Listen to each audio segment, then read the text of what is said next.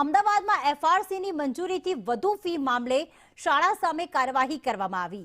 Saint Xavier સ્કૂલે 2 કરોડની fee પરત કરવી પડશે। રિવિઝન બેન્ચે અરજી ફગાવતા ફી પરત કરવી પડશે।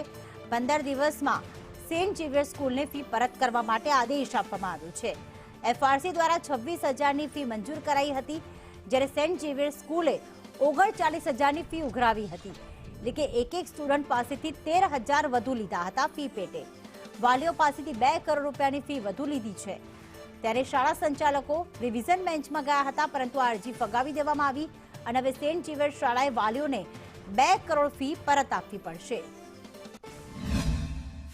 અમદાવાદની સેન્ટ ઝેવિયર સ્કૂલ ફીને લઈને ફરી એક વખત વિવાદમાં આવી છે। જો કે એફઆરસી તરફથી સ્કૂલના વિરુદ્ધમાં આદેશ પણ કરવામાં આવ્યો છે કે વાલીઓને આપેલી ફી છે તે 15 દિવસમાં પરત કરવી। મહત્વનું છે કે ફીને લઈને મન ફાવે તેવી ફી છે તે સેન્ટ ઝેવિયર સ્કૂલ દ્વારા ઉઘરાવવામાં આવતી હોવાના આરોપ કરવામાં આવ્યા હતા અને 26,000 જેટલી વિદ્યાર્થીઓ પાસેથી ફી પણ ઉઘરાવવામાં આવી હતી। જો કે સમગ્ર વિવાદને લઈને એફઆરસીએ મહત્વપૂર્ણ નિર્ણય આપ્યો છે અને આદેશ પણ કર્યો છે। મહત્વનું છે કે ફરી એક વખત ફીનો વિવાદ લોયોલા સ્કૂલમાં ઊભો થયો છે।